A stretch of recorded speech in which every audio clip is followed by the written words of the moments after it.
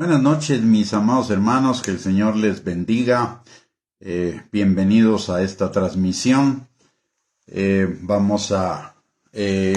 vamos a seguir con nuestro estudio acerca de conociendo los nombres de Jesús, en la parte número 17, y relacionado con el Señor y el señorío de Cristo. Pero antes de ello, vamos a orar. Padre bendito, te damos gracias, Señor, en el nombre precioso de Cristo Jesús, por este día que tú nos has dado, Señor, un día que hiciste para que nos gozáramos y nos alegráramos en ti. Gracias, Señor, porque nos das la oportunidad de podernos reunir por este medio para escudriñar tu bendita y maravillosa palabra, Señor, pidiéndote que tu Espíritu Santo nos guíe a toda verdad y destruya todo argumento, toda fortaleza, toda altivez que se le esté levantando en contra del conocimiento tuyo, y lleve cautivo todo pensamiento a la obediencia a Cristo, y esta palabra produzca fruto y fruto en abundancia para gloria de tu nombre y para bendición de cada uno de nosotros. Te lo pedimos, Señor, en el nombre precioso de Cristo Jesús. Amén y amén. Hemos estado viendo en todos los estudios anteriores la revelación de Cristo a través de sus nombres en 4 etapas de la palabra. La primera en el Antiguo Testamento, la segunda en los Evangelios, la tercera en las epístolas, y estamos en la última etapa, que es en Apocalipsis. Y la Apocalipsis es la corona de la revelación de Cristo, es donde prácticamente se completa el cuadro total de la revelación de Jesús, es la revelación más completa de Jesús. Y en este pasaje, en el libro de Apocalipsis, vemos algunas de las definiciones o algunas de las nominaciones de Jesús que hemos visto en las otras etapas, pero acá las vemos de una forma más completa, de una forma más clara, en función de que ya tenemos la revelación en las etapas anteriores. Y en el día de hoy vamos a hablar acerca de una nominación o un nombre que se le da a Jesús en Apocalipsis capítulo 1, versículo 8. Ahí se habla del Señor como el Señor. Y todos los nombres y nominaciones que se hagan de Jesús se encuentran incluidas en el Señor. Esta no es un título honorífico, es una calidad y una función que Él ejerce y que nosotros necesitamos reconocer plenamente para nuestro mayor beneficio. La palabra o esta nominación de el Señor nos lleva a reconocer la deidad de Dios, por un lado, que Él es el Mesías, por otro lado, que Él tiene toda autoridad en los cielos y en la tierra, que Él es la autoridad máxima que Dios ha establecido sobre toda su creación. Y la palabra nos enseña no solo el hecho de que Él sea el Señor, sino también sus implicaciones. En Hechos capítulo 2, versículo 36, la palabra nos enseña algo y dice: sepa pues ciertísimamente toda la casa de Israel que a este Jesús, a quien vosotros crucificasteis, Dios le ha hecho Señor y Cristo.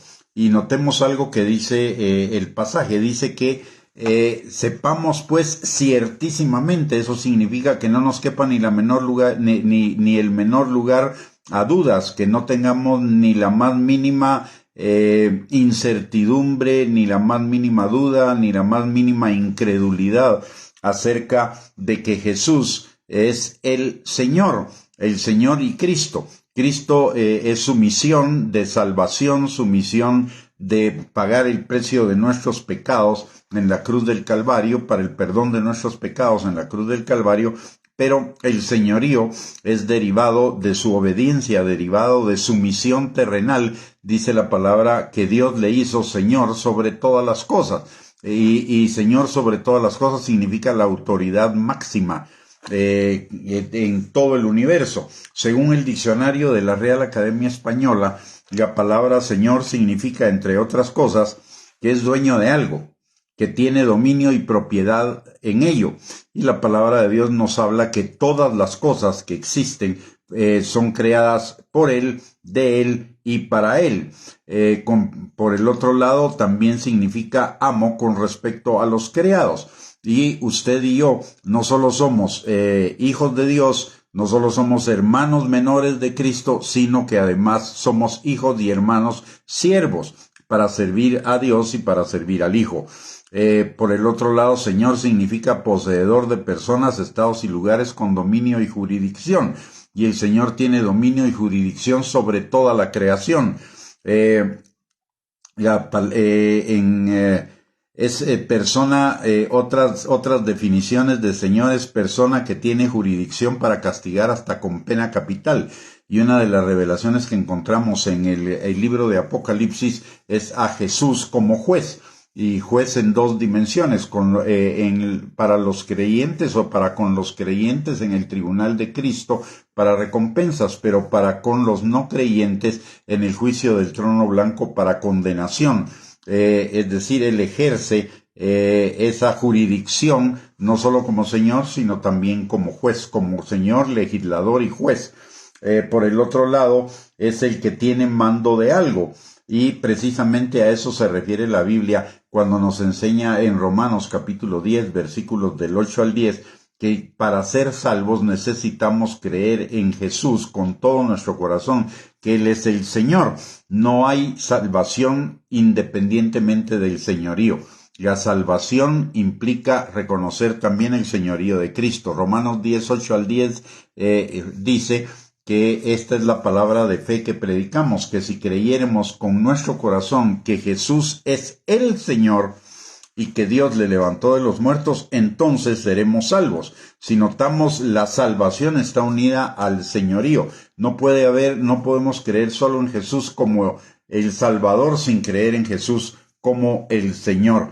Y Hebreos 11:8 nos enseña que la consecuencia de la fe es obedecer. O sea, si creemos en el señorío, obedecemos el señorío de Cristo. Hebreos 11:8 dice que por la fe Abraham obedeció. La fe deriva en obediencia. Creer en el señorío de Cristo deriva en la obediencia a ese señorío. Por eso Jesús nos hace una advertencia en Lucas capítulo 6, versículo 46. Dice: ¿por qué me dicen Señor, Señor, y no hacen lo que yo les mando? Por el otro lado, en Mateo capítulo 7, versículo 21, también la palabra de Dios dice: no todo el que me dice Señor, Señor, entrará en el reino de los cielos, sino el que hace la voluntad del Padre que está en los cielos, el que obedece. Y la palabra nos llama en Mateo 22, 36 al 40 a amar a Dios con todas nuestras fuerzas, con todo nuestro ser. Y Juan capítulo 14, versículo 15 nos define lo que es amar a Dios. Dice: el que me ama, guarda mis mandamientos. O sea, la fe, el amor a Dios se concretan en la obediencia. Si no hay obediencia y si no hay obediencia, no podemos decir que hay fe y no podemos decir que estamos amando a Dios con todo nuestro ser. Por eso mismo, la Biblia dice que sin fe es imposible agradar a Dios, lo que significa que sin obediencia es imposible agradar a Dios. Esta calidad de Jesús como Señor implica varias cosas. Primero, que Él reina sobre todo y lo gobierna con mano firme. No hay nada que suceda en la tierra, en el universo en realidad, que no sea ordenado por Dios, que no sea permitido por Dios. Si ustedes se recuerdan, aún cuando Job fue tentado por Satanás, antes tuvo que pedirle permiso a Dios. ¿Por qué? Porque Dios es la autoridad máxima, y al entregarle Él al señorío, el señorío de todo el universo a Cristo, Cristo es la autoridad máxima y no puede suceder nada que no esté bajo el conocimiento y bajo el control de Cristo. Aun cuando usted y yo somos probados y seamos probados por el diablo, aún ello cuenta con el permiso del Señor. ¿Por qué? Uno puede pensar, pero qué injusto el Señor permitir que el diablo nos tiente. No, ¿por qué? Porque la tentación es para que usted y yo seamos afirmados, establecidos, confirmados en el Señor. La palabra dice en Romanos 8, 28 al 29, que todo obra para bien de los que amamos a Dios. En Primera de Pedro, capítulo 5, versículo del 8 al 10, dice la palabra que el diablo anda como león rugiente buscando a quien devorar, y todas estas cosas se van cumpliendo con nuestros hermanos, pero una vez que seamos probados, vamos a salir fortalecidos, afirmados, establecidos y perfeccionados en Cristo. Es para nuestro bien, es para aparte, la palabra de Dios dice que somos más que vencedores en todas las cosas por medio de Cristo. Así que aún, y hay algo más en cuanto a la prueba. Dice la palabra que usted y yo no vamos a ser tentados más allá de lo que podamos resistir, y juntamente con la tentación el Señor nos va a dar la salida. O sea, el Señor permite la tentación, pero igualmente ya nos da el remedio para ello. Todo está bajo control. El diablo no es independiente. Algo que debemos tener claro en nuestras vidas es que el diablo no es poderoso. El diablo solo puede hacer aquello que Dios le permita. Recordemos que en Colosenses capítulo 1, versículo del 13 al 15, la palabra de Dios dice que Cristo venció en la cruz del Calvario a todos los principados y a las potestades, los despojó y los exhibió públicamente, triunfando sobre ellos en la cruz del Calvario. El diablo no tiene mayor poder que los ángeles, no tiene mayor poder que Dios, no tiene mayor poder que Cristo, no tiene mayor poder que el Espíritu Santo. Por eso la palabra de Dios dice que mayor es el que está en nosotros que el que está en el mundo. Además, Cristo vino para deshacer las obras del diablo. Entonces, Jesús es la autoridad y tiene el control de todo lo que sucede en todo el universo. Hebreos capítulo 1, versículo 3 nos enseña que Cristo no solo fue a través de quien Dios creó todas las cosas por la palabra de su poder, sino que además sustenta hasta el día de hoy y sustentará por siempre todas las cosas con la palabra de su poder. Como receptor de toda autoridad en el cielo y en la tierra de parte del Padre, no hay nada que esté fuera de su control ni de su propósito, aun cuando nosotros no lo podamos entender. Romanos capítulo 11, versículo 36 nos dice que todo fue creado por Él, de Él y para Él. En Hebreos capítulo 1, versículos del 1 al 4, la palabra de Dios dice: Dios, habiendo hablado muchas veces y de muchas maneras en otro tiempo a los padres por los profetas, en estos postreros días nos ha hablado por el Hijo, a quien constituyó heredero de todo y por quien asimismo hizo el universo, el cual, siendo el resplandor de su gloria y la imagen misma de su sustancia, y quien sustenta todas las cosas con la palabra de su poder, habiendo efectuado la purificación de nuestros pecados por medio de sí mismo, se sentó a la diestra de la majestad en las alturas, hecho tanto superior a los ángeles, cuanto heredó más excelente nombre de que ellos. Y ante esta magnificencia del Señor, ante esta majestad, ante este señorío, ante este dominio, nosotros, y principalmente que todo ello es ejercido con amor, con bondad, con misericordia, con gracia, con favor, nosotros necesitamos rendirnos plenamente a Él, reconociendo que Él reina sobre nosotros y nosotros necesitamos obedecerle. Además, la obediencia trae bendición. Cuando Jesús dice la palabra en Hebreos que Él aprendió en su vida terrenal, aprendió la obediencia por el sufrimiento. Nosotros nos va a suceder lo mismo. Vamos a aprender la obediencia por la contrariedad, pero la obediencia tiene premio. Y dice la palabra en Filipenses 2, 9, 11, que Dios lo exaltó hasta lo sumo y le dio un nombre que es sobre todo nombre, para que en el nombre de Jesús se doble toda rodilla. Por su obediencia, porque fue obediente hasta la muerte y muerte de cruz, Dios lo exaltó hasta lo sumo y le dio un nombre que es sobre todo nombre, para que en el nombre de Jesús se doble toda rodilla de los que están en los cielos y en la tierra y debajo de la tierra, y toda lengua confiese que Jesucristo es el Señor, para gloria de Dios Padre. Y de la misma manera que el Señor bendijo la obediencia de Jesús, que el Padre bendijo la obediencia de Jesús, el Padre también bendice nuestra obediencia. La palabra dice en Deuteronomio 28, versículos del 1 al 2, que si nosotros obedecemos la palabra de Dios, vendrán sobre nosotros todas sus bendiciones y nos alcanzarán. Y en Mateo, capítulo 6, versículo 33, también nos dice que busquemos el reino de Dios y su justicia, y todas las cosas nos serán dadas por añadidura. La obediencia trae bendición a nuestras vidas. Y aparte de nuestra obediencia, el Señor también, como el Señor de todas las cosas, como el Señor de todo el universo, merece nuestro respeto. En Lucas capítulo 20, versículo 13, dice el Padre, en la parábola de los obreros y la viña, dice el Padre: entonces el Señor de la viña dijo, ¿qué haré? Enviaré a mi hijo amado, quizá cuando le vean a él le tendrán respeto.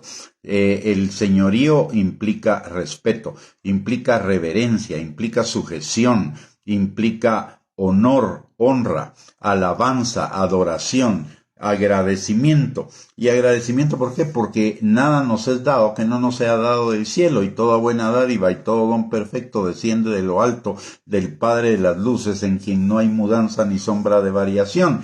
Y la palabra en Primera de Tesalonicenses capítulo 5 versículo 18 nos dice que seamos agradecidos en todo y por todo, porque esta es la voluntad de Dios para con nosotros.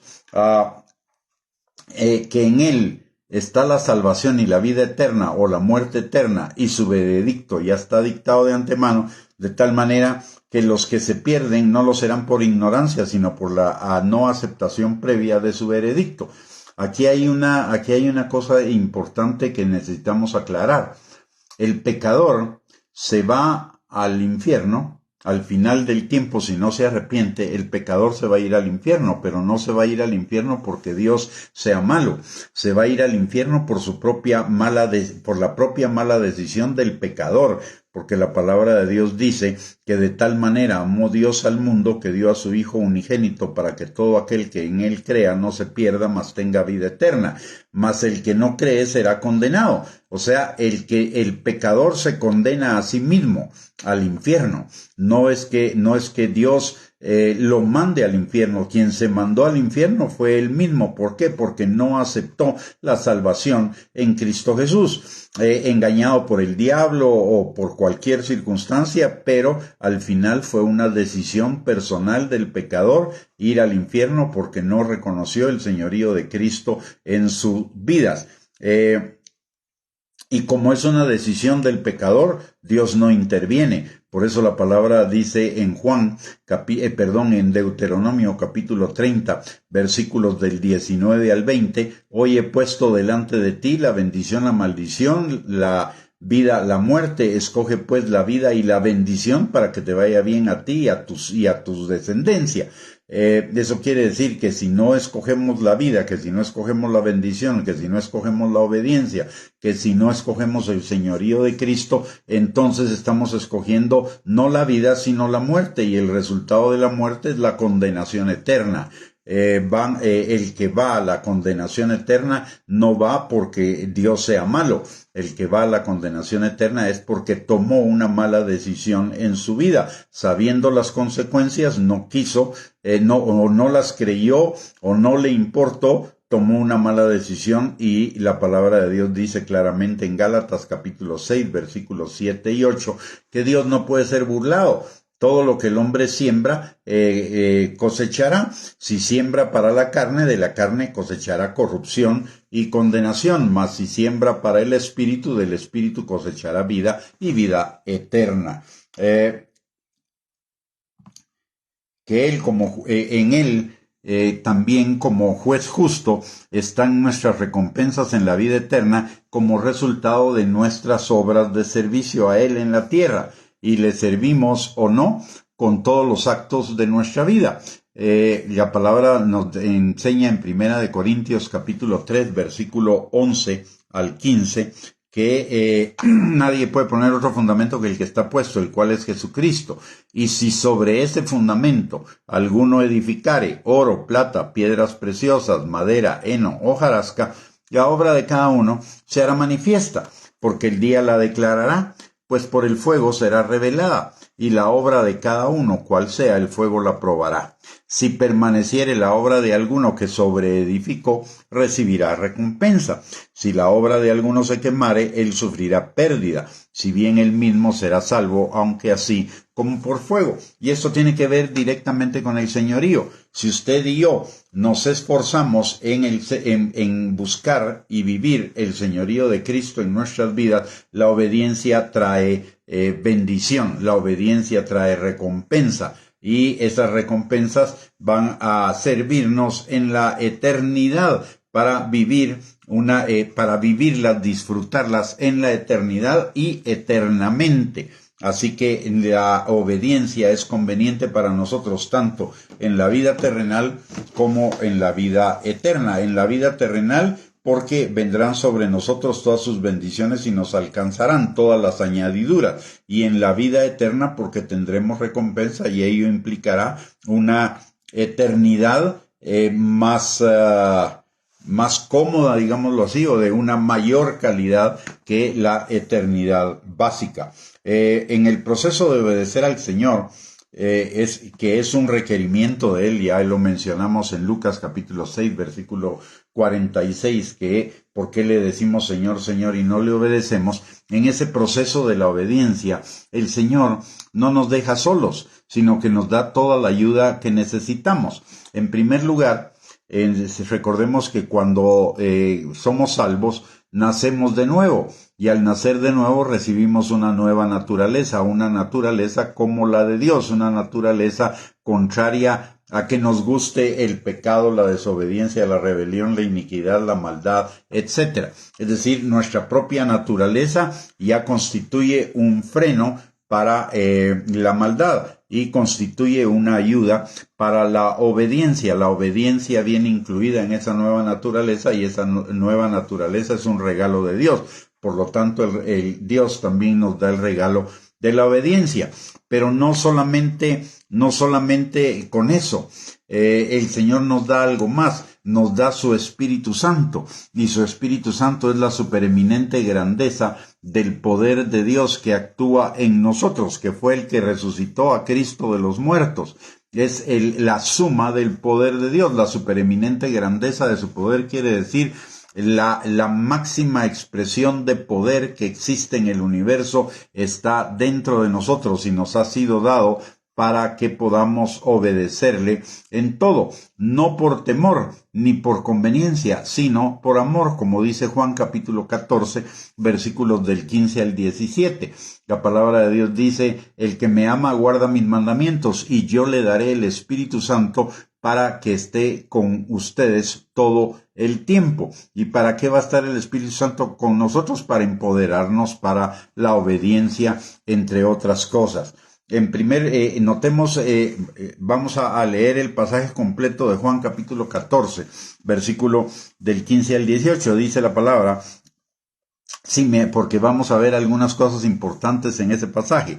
Dice la palabra: si me amáis, guardad mis mandamientos, y yo rogaré al Padre, y os daré otro consolador, para que esté con vosotros para siempre, el Espíritu de verdad, el cual el mundo no puede recibir, porque no le ve ni le conoce, pero vosotros le conocéis, porque mora con vosotros y estará en vosotros. No os dejaré huérfanos, vendré a vosotros. Veamos algunas cosas importantes en este pasaje. En primer lugar, nos está indicando, y es un mandamiento a la vez, que guardemos sus mandamientos, no por obligación, aunque es una obligación. No por conveniencia, aunque nos es conveniente, sino por amor. La máxima expresión de la obediencia es la obediencia por amor. La palabra de Dios dice en Proverbios capítulo 1, versículo 7, que el temor de Dios es el principio de la sabiduría. La sabiduría es la obediencia a la palabra de Dios, es vivir conforme a la palabra de Dios, y el temor de Dios es el principio de la sabiduría. Pero si hay un principio, hay un final. ¿Cuál es el final? El amor. El amor, dice la palabra en Primera de Corintios capítulo 13, que todo pasará menos la fe, la esperanza y el amor, y el mayor de ellos es el amor. Aparte, en 1 Corintios 13, también en los versículos del 1 al 3, la palabra de Dios nos dice que si no tenemos amor, aunque tengamos los mejores dones o la mayor cantidad de dones espirituales, de nada nos sirve. Que si no tenemos amor, aunque diéramos toda nuestra riqueza a los pobres, no serviría de nada. Y que aún podríamos dar nuestra vida en martirio por el Evangelio, pero si no tenemos amor, de nada sirve. O sea, que el final de la sabiduría es el amor.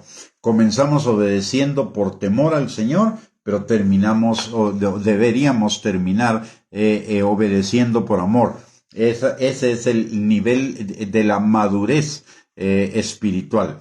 La madurez espiritual es cuando ya obedecemos por amor al Señor, no por conveniencia, no por temor, sino por amor, porque le amamos, porque sabemos que el pecado le ofende, que el pecado le duele, que el pecado le lastima.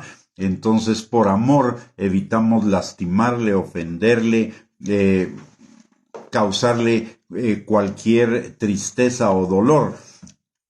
En segundo lugar, como el Señor conoce nuestra condición humana y sabe que por nosotros mismos no podemos hacerlo, entonces nos da la promesa de enviarnos a su Espíritu Santo, o el Consolador, o el Paracleto, y la palabra Paracleto tiene un significado que va mucho más allá del significado de Consolador. El Paracleto es un ayudador para todas las cosas, que es lo que dice la palabra en Romanos capítulo 8, versículo 26, que el Espíritu nos ayuda en nuestra debilidad.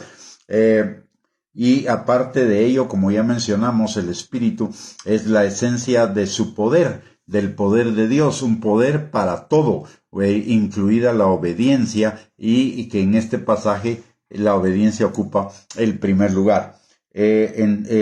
Otro aspecto que vemos en este pasaje es que el Espíritu Santo estará con nosotros para siempre, todo el tiempo, para empoderarnos, para que obedezcamos los mandamientos de Jesús siempre, en todo lugar y en todo tiempo. Y déjeme decirle algo que la palabra de Dios también nos enseña. El Espíritu Santo no solo nos fue dado para esta vida terrenal.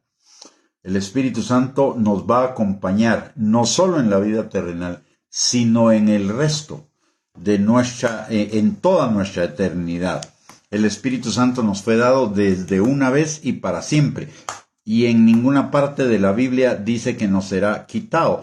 Es más, la palabra dice en Salmos que este Dios nuestro nos acompañará aún más allá de la muerte.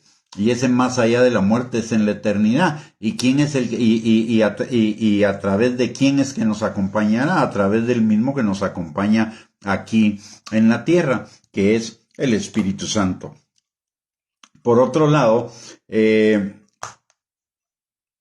morará con nosotros y en nosotros desde el momento que reconozcamos, creyendo con el corazón, con absoluta certeza y convicción, que Él es el Señor.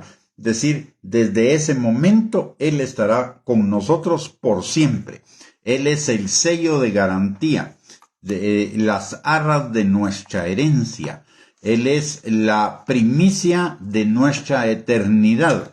Así que Él va a estar con nosotros. La palabra dice claramente que Dios no nos dejará ni nos desamparará. Y no solo en la vida terrenal, sino en la eternidad. El Espíritu Santo también nos guiará en la eternidad. Nos seguirá guiando, nos seguirá enseñando, nos seguirá revelando más de Dios. ¿Por qué razón? Porque Dios es eterno y Dios es infinito. Por más que conozcamos al Señor en esta vida y en la eternidad, nunca vamos a terminar de conocerle. Vamos a ir creciendo en ese conocimiento porque Él es infinito, quiere decir no tiene fin. Siempre hay algo más que podemos conocer de Él. Y en la eternidad vamos a seguir conociéndole, ya sin los problemas derivados de la corrupción, del pecado, de la maldad, de la iniquidad, de la rebelión, ya en una perfección plena, vamos a ir conociendo cada vez más de esa perfección de Dios, de esa infinitud de Dios, de esa eternidad de Él. Y el Espíritu Santo va a ser nuestro maestro, nuestro revelador de todas esas cosas que vamos a aprender en la eternidad. Si aquí en la tierra aprendemos cosas hermosas acerca de Dios, con todo y los inconvenientes de una mente que es una mente todavía contaminada por el mundo, imagínese una mente perfecta, todo lo que podemos conocer, todo lo más que podemos conocer de Dios y toda la hermosura que vamos a conocer de Dios en la eternidad. Y si el Espíritu Santo nos va a acompañar por toda la eternidad, yo creo que lo mejor es que nos comencemos a amigar con Él desde aquí, que comencemos a caminar en intimidad con Él desde aquí, y el caminar en intimidad con Él implica caminar en la obediencia, en el señorío a Cristo. Y finalmente, en el último versículo que leímos de ese pasaje, Él reitera que no nos va a dejar solos, que vendrá a nosotros a través del Espíritu Santo, que es otro paracleto, otro ayudador del mismo tipo que Jesús. En resumen, como conclusión, la primera conclusión que podemos sacar de todo esto es que el Señor, usted y yo no hacemos a Jesús Señor. Reconocemos el señorío de Cristo, que es diferente. El que hizo a Jesús Señor es el Padre, y lo hizo desde hace muchísimo tiempo atrás, aún antes de que nosotros naciéramos, de acuerdo a lo que dice Hechos capítulo 2, versículo 36, que al Señor que fue crucificado, el Padre lo hizo Señor sobre todas las cosas, número 1. Entonces, usted y yo no hacemos a Jesús Señor. Él es el Señor. Nosotros lo que hacemos es lo reconocemos como el Señor de nuestras vidas, número 1. Número 2, el reconocer a Jesús como el Señor implica el vivir bajo el señorío, bajo la obediencia a Él. Necesitamos someternos plenamente a ese señorío, y para ello el Espíritu Santo nos ayuda cada día, y es un proceso gradual, es un proceso progresivo.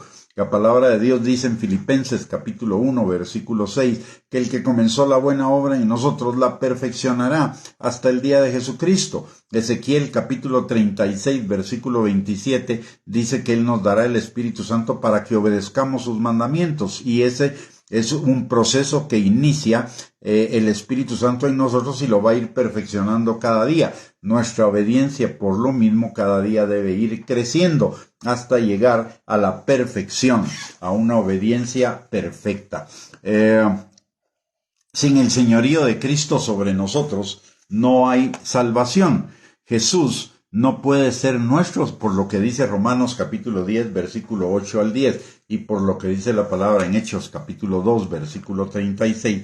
Jesús no puede ser nuestro Salvador sin ser nuestro Señor. De hecho, el señorío de Cristo es lo primero que necesitamos reconocer para ser salvos. Como dice la palabra en Romanos capítulo 10, versículo del 8 al 10. Y si Cristo es nuestro Señor, nuestro estilo de vida será uno de obediencia creciente a Él y a su palabra.